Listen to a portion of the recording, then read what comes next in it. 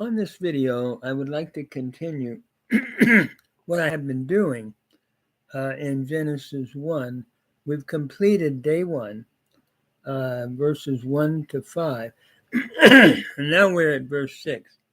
And we're reading the Hebrew text with a vocabulary, a translation, and then a brief commentary and New Testament application. So I'm picking it up at verse 6. We've already done the first 5 verses, and I would encourage anyone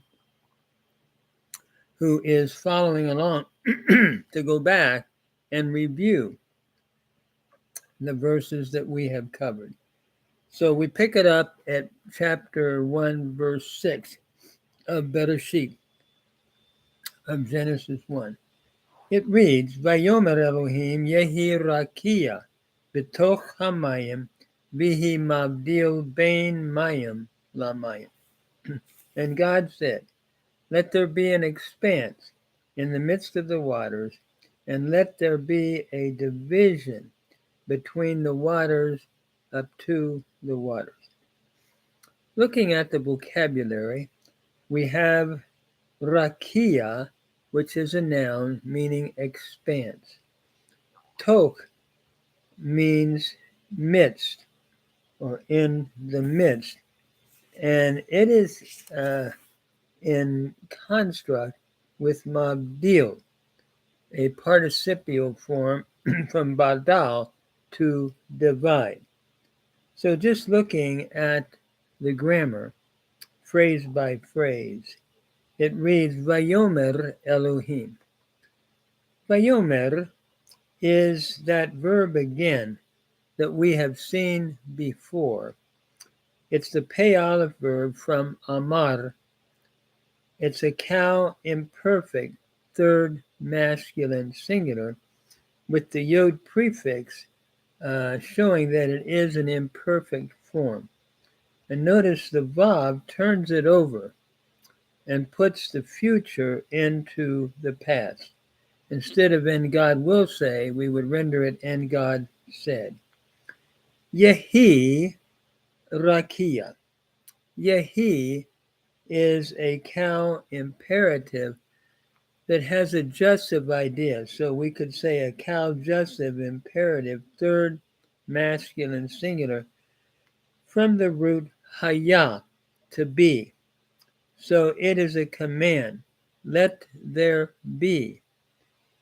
Let there be a rakia.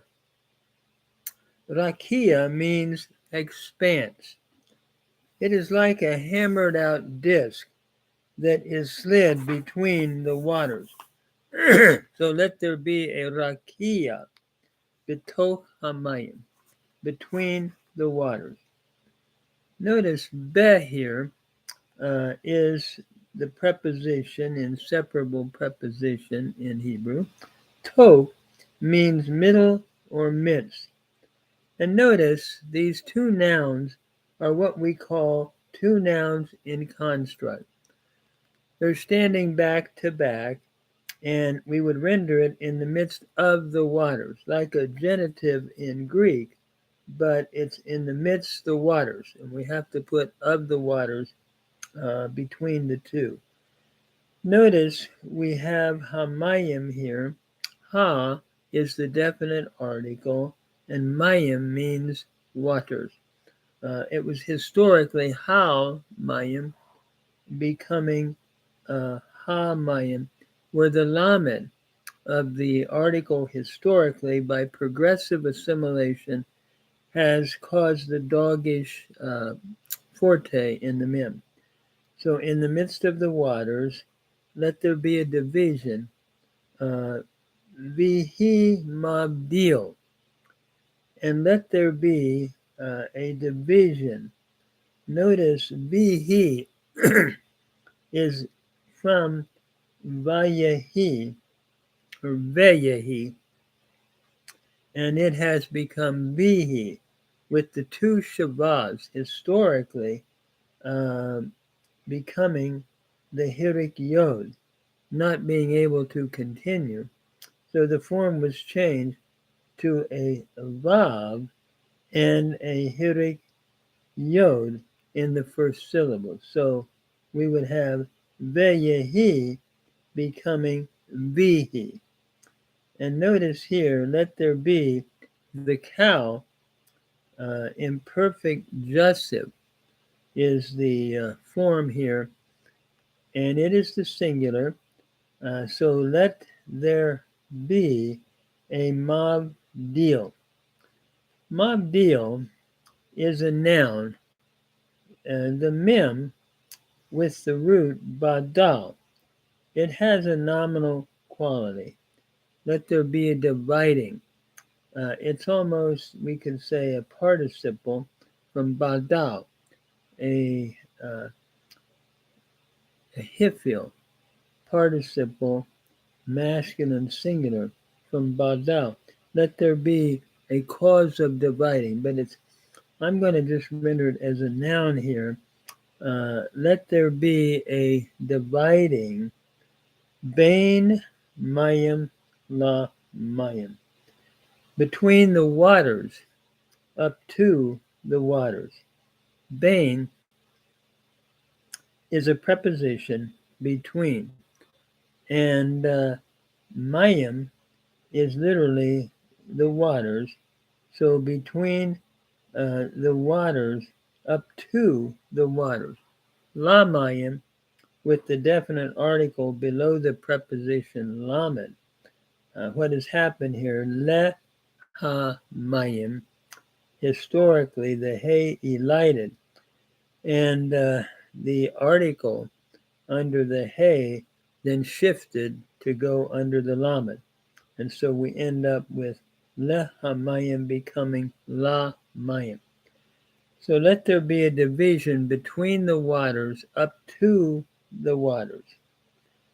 So as we look at the, again, at the translation, it would simply read, and God said, let there be an expanse in the midst of the waters, and let there be a division between the waters, literally to the waters.